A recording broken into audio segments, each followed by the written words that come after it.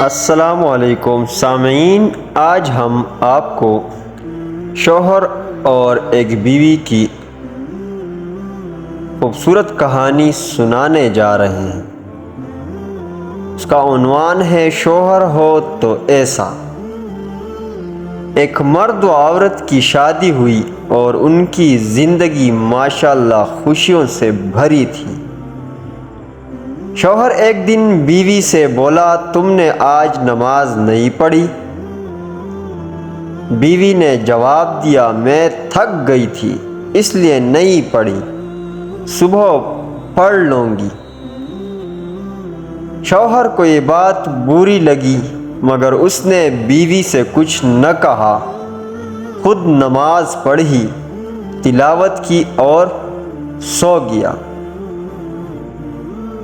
جب شوہر دوسرے دن بیوی کے اٹھنے سے پہلے ہی نماز پڑھ کر دفتر کے لیے نکل گیا تو بیوی اٹھی، شوہر کو نہ پا کر بہت پریشان ہوئی کہ اس سے پہلے ایسا کبھی نہیں ہوا۔ پریشانی کی عالم میں شوہر کو فون کیا لیکن کال اٹینڈ نہیں ہوئی، بار بار کال کی مگر جواب ندارد۔ بیوی کی پریشانی بڑھتی ہی جا رہی تھی۔ کچھ گھنٹے بعد کال کی تو شوہر نے اٹینڈ کی۔ بیوی نے ایک سانس میں نہ جانے کتنے سوال کر دیے، کہاں تھے آپ؟ کتنی کالز کی، میں نے جواب نہیں دے سکتے تھے؟ پتہ ہے یہ وقت مجھ پہ کیسے گزرا؟ آپ کو ذرا خیال نہیں؟ کم سے کم بتا تو سکتے تھے۔ شوہر کی آواز اس کے کانوں میں پڑی کہ تھکا ہوا تھا اس لیے لیٹ گیا تو نیند آ گئی۔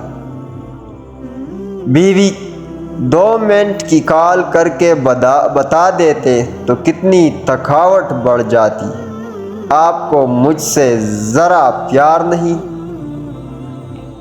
شوہر نے تحمل سے جواب دیا، کل آپ نے بھی تو اس پاک ذات کی کال کو نظر انداز کیا۔ کیا آپ نے حی علی الفلاح کی آواز سنی تھی؟ او خدا کی کال تھی جو آپ نے تھکاوٹ کی وجہ سے نہیں سنی۔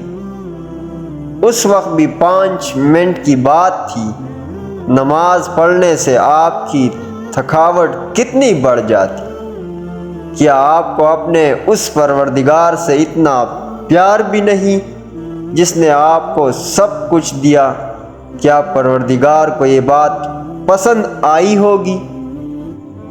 بیوی پر سکتہ طاری ہو گیا اور روتے ہوئے بولی، مجھے معاف کر دیں، مجھ سے غلطی ہو گئی، میں سمجھ گئی ہوں، میں سچے دل سے استغفار کرتی ہوں، میرے پروردگار مجھے معاف فرما۔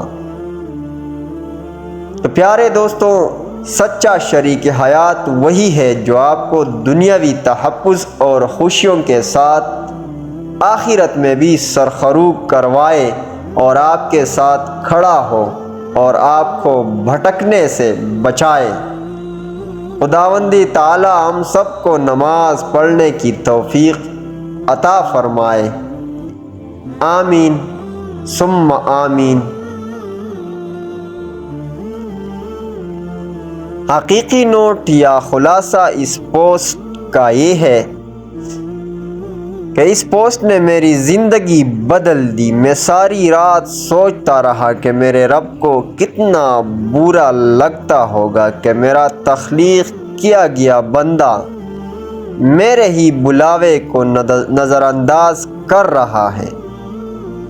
اللہ تعالیٰ میری اور آپ کی غلطیوں کو معاف فرمائے، آمین ثم آمین۔ والسلام۔